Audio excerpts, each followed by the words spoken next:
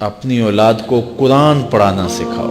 اپنا ذہین ترین بچہ راہ خدا میں ڈالیں اور اس کی تربیت کریں. اس کو کہیں بیٹا میں تمہیں روزی روٹی کے لیے نہیں پڑھا رہا، تمہیں اللہ کے دین کے لیے پڑھا رہا ہوں. امام شافعی کی ماں نے جب امام شافعی کو روانہ کیا نا تو وہ گئے جا کے امام مالک کے پاس پڑھتے رہے. جس دن امام شافعی فارغ ہوئے لوگوں نے امام شافعی کو اتنے انعام دیے، کئی اونٹ انعامات سے بھر گئے.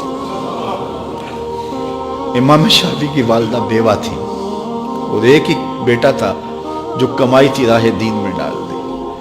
تو جس دن امام شافعی کئی سالوں کے بعد واپس آئے تو آپ کی خالہ اور آپ کی ماں امام شافعی کو لینے کے لیے مکہ سے باہر، شہر سے باہر آئیں تو ایک قطار اونٹوں کی نظر آئی.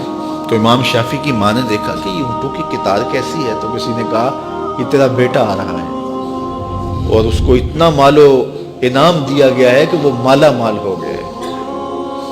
امام شافعی کہتے ہیں جب میں آیا تو میری ماں ایک ریت کے ٹیلے پہ بیٹھی تھی.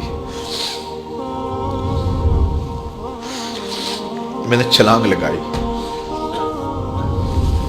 ماں سے سلام کیا، لیکن ماں کے چہرے پہ غصہ تھا. میں نے کہا امی میں حضور کی حدیثیں پڑھ کے آیا ہوں اور کئی سالوں کے بعد آیا ہوں تو آپ ناراض لگتی ہیں. تو کہا کہ میں نے تجھے رسول کی حدیثیں جمع کرنے کے لیے بھیجا تھا، مال جمع کرنے کے لیے تو نہیں بھیجا تھا. تو حضرت امام شافعی فرماتے ہیں میں نے ماں کو کہا کہ امی کیا کروں؟ تو ماں نے کہا کہ بیٹے جو بھوکے ہیں انہیں غلہ دے دو اور جو ننگے ہیں انہیں لباس دے دو.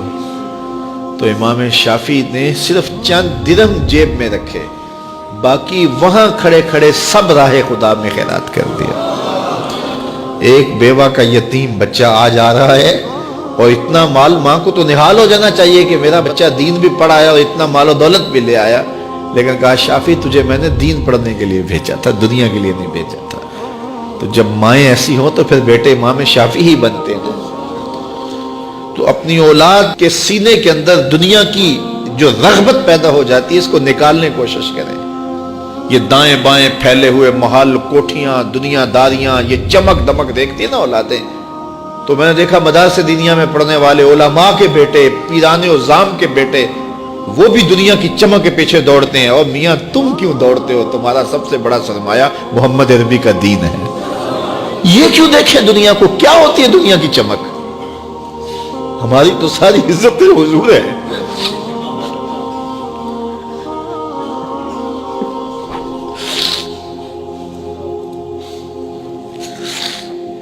ہم جس میں بس رہے ہیں وہ دنیا تم ہی تو.